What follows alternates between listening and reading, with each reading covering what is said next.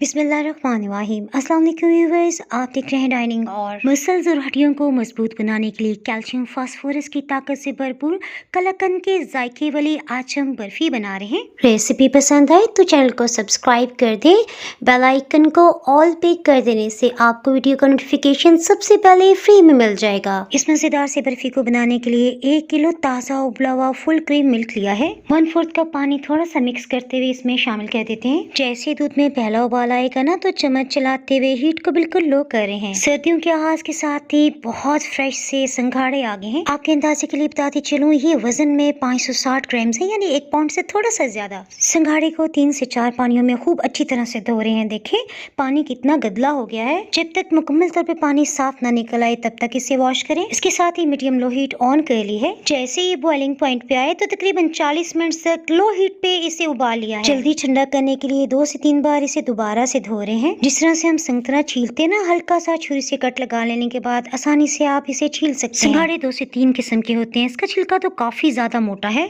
आपके अंदाजे के लिए इसे मेजरिंग कप में फिल कर लिया है। 1 कप पानी शामिल करते हुए इसे ब्लेंड कर लेते हैं। आप इसके लिए ब्लेंडिंग जार का इस्तेमाल भी कर सकते हैं। इसका बिल्कुल भी फाइन पेस्ट नहीं बनाना, बस हल्के हल्के से चंक्स रहते हो तो इसे निकालेंगे। देखिए मैं आपको करीब से दिखा देती हूँ। ब्लेंड करने के बाद जब मैंने इसे टेस्ट किया तो यकीन करें ऐसे लग रहा है जैसे हम बादाम का छिलका उतार लेने के बाद ब्लेंड करते ना, सेम वही टेस्ट आ रहा है। कैमरे को जूम किया ताकि इसमें मौजूद चंक्स आपको नजर आ सके। ये काफी गाढ़ा पेस्ट है। सो आधा कप पानी मजीद हलाते हुए इसमें शामिल कर रहे हैं। घर में ही मौजूद दूध से हमने मलाई उतार के रखी हुई है। ये तकरीबन आधा कप की मिकदार में है। दूध उबलते हुए आधा किलो से भी कम रह गया था तो हमने तभी संघाड़े शामिल किए। आपकी मर्जी है इसमें फूड कलर शामिल करें या फिर रहने दें। 3 सब्ज इलायची को छिलके समेत पीस लिया है, इसे भी डाल देते हैं। आप चाहे तो अपनी पसंद का कोई भी एसेंस इसमें शामिल कर सकते हैं। इसके साथ ही हीट को मीडियम लो कर दिया है। लगातार चम्मच चला रहे हैं। गाढ़ा होती है इसकी सतह पे बबल्स आ रहे हैं। आप इसे बनाते हुए सिल्वर, स्टील या नॉन स्टिक का पैन लेंगे ना तो बहुत आसानी होगी, यानी नीचे की सतह पे बिल्कुल भी नहीं चिपकेगा।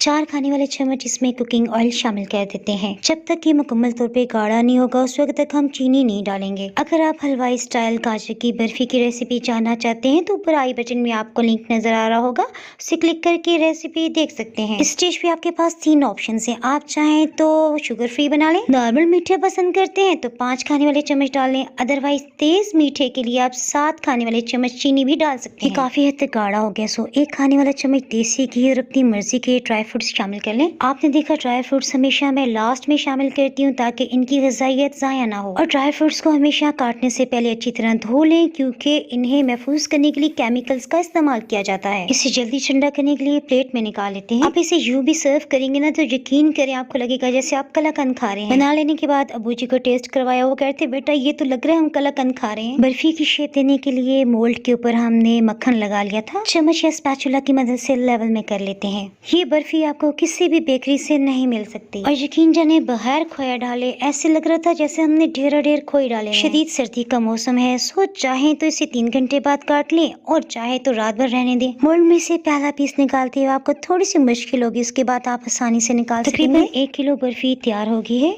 टाइम आ गया, इसे टेस्ट करते हैं।